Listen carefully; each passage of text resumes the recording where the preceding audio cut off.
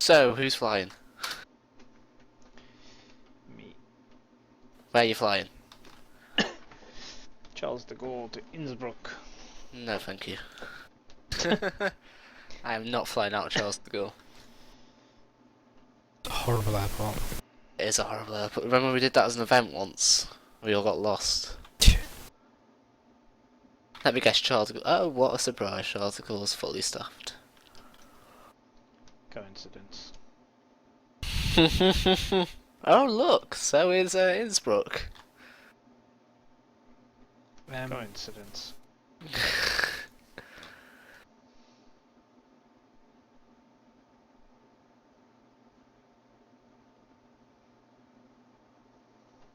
July 31st. Yep, to the first.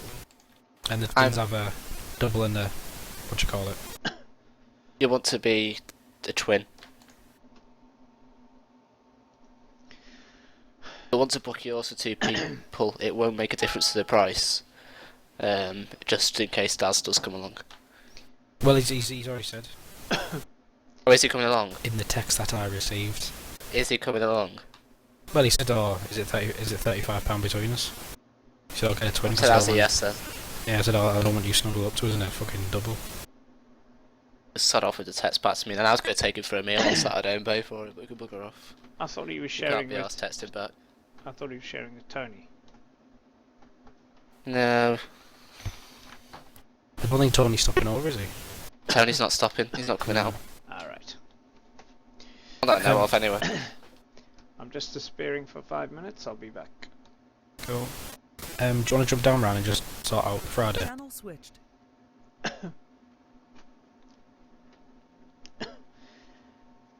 Right, so we're in the Boeing 737-800, and as you can see we're cold and dark, so I'm just going to go through the procedure flow, show you what you need to do to get this thing fired up. So first of all, we start by turning our battery on, which is this switch up here. All you do is close the shutter, and as you can see that'll turn the battery on. And then what I normally do is I go to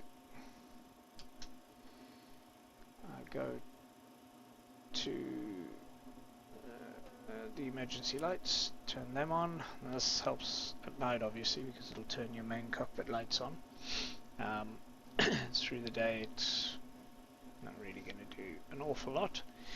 Right, from there you either want to turn on your ground power so that it gives you full ground power, which would be the normal procedure, or you turn your APU on.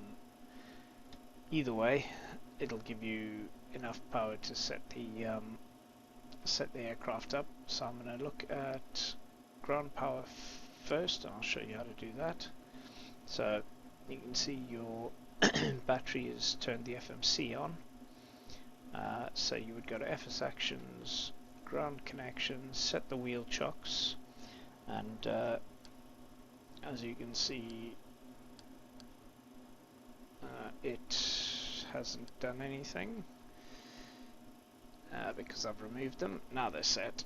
Right, so as you can see outside now you've got wheel chocks set.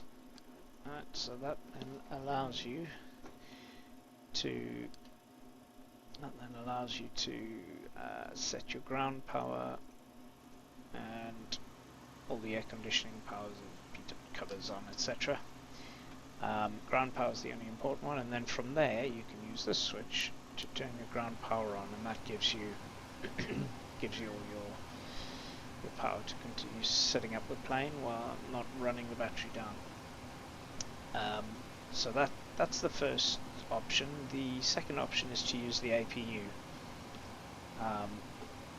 which as your power unit gives you aeroplane power for a certain amount of time. If you're going to do that, then what we'll do is turn the ground power off. So that's how you get ground power. I'll show you how to turn the APU on, and then we'll continue to set the plane up as if you were using either. It doesn't matter. So from here we turn the covers off, and we'll turn everything off so that it's more straightforward.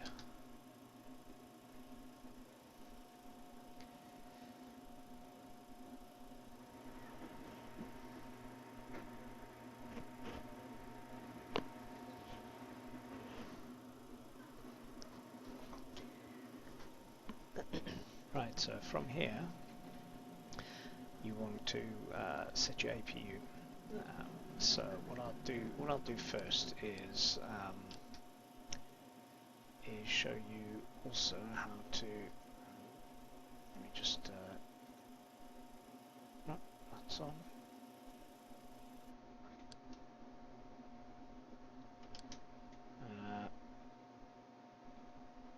I've just got to turn my track IR on because it's not turned on properly, so if you bear with us a second, that's better. Right, so what I'll do as well is up here you've got your nav alignment, your IRS settings. So if you turn those to nav, then that will turn on your IRS while we're getting sorted. So to turn the APU on, it's a switch down here. So you turn it on and then click it again, so it goes to start. And you'll notice everything starts buzzing, and this, your APU indicator, should go to full and then drop back down and then settle on about 4. So there it goes there. Usually takes about 30 seconds or so.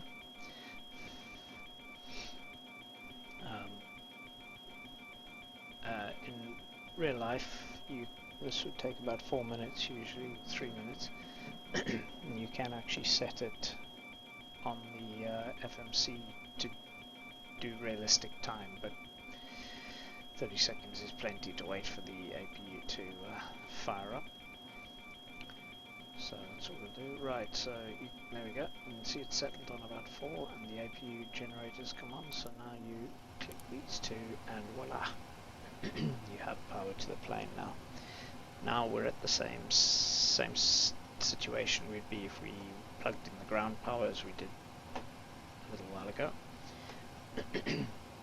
So now we're ready. We can start using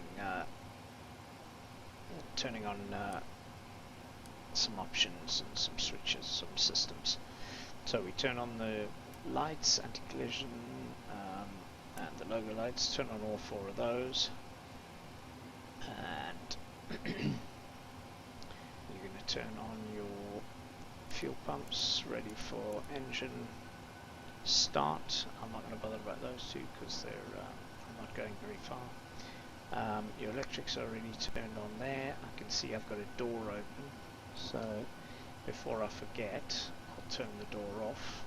I will close the door. So there we go, door's closing. We can see that door there now closing. Right, so that's closed. So now we get this FMC enter IRS position, which means our IRS is aligned.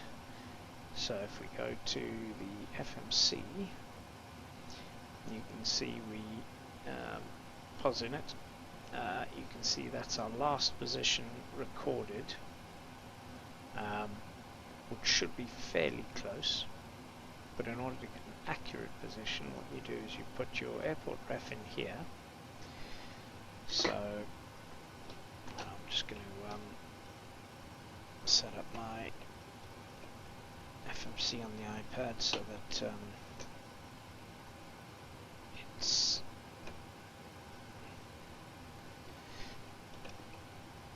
so that I can use that. It's a lot quicker and easier for me than clicking buttons. You will still see the inputs. Panic.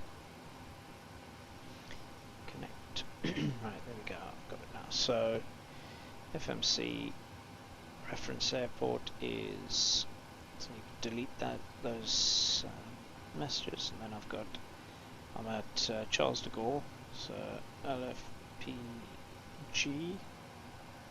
and put that in the ref airport, so that gives me a position which is fairly close to the last known position, but I also want to put my gate in, which is gate 141, not in database, right? So if the gate's not in the database, then that's just tough. You use the airport position, which is close enough, so you pop that in. We now have IRS aligned, and you'll see all your instrument, your PFD and HSI all aligning and coming on nicely. So that's us aligned. So if I go to route, now I'm ready to input my route, which I will do. So if I remove the FPG, and then I've got routes saved, company routes saved, many company routes saved, so I'll find the one I want, which is LFPG to Lowy, Innsbruck, which is the flight I'll be doing. And then execute, and then go to the route, go to legs, sorry, and you can see that's the route in there.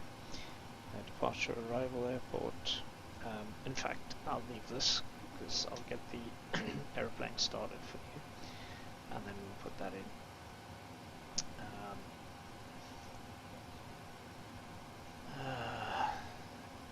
Actually, saying that, I'm going to connect and get clearance first, because I'm flying on Vatsen tonight, and in order to do that I need to do things properly. So I've got power, I'll make sure my radios are on. Yep, I've got a radio on, that's fine. So we want to tune to clearance at Charles de Gaulle, which is what I'll do. And I've just realized I do not have, I have the default airport, which, oh no, I do have the airport, I'm just in the wrong part of the airport. If I look, I'm way out here where there's not really anything. So I want to go to the main part of the airport so I can see this, so I haven't seen the scenery on this yet, and it'll look a lot better if we go across to the other side. So let's go to either B16 or one of the G140 or B16.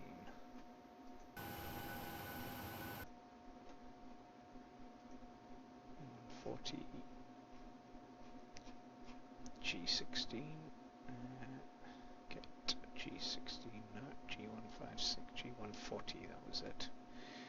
Right, so snipping over to G140.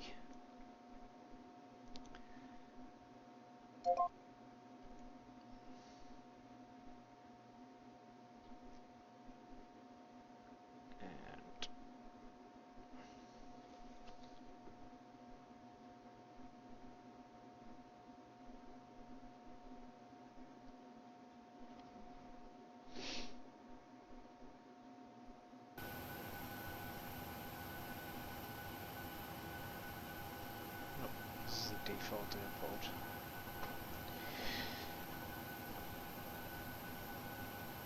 Right, so I'm gonna make sure the airport is installed. If it isn't, I'm gonna install it.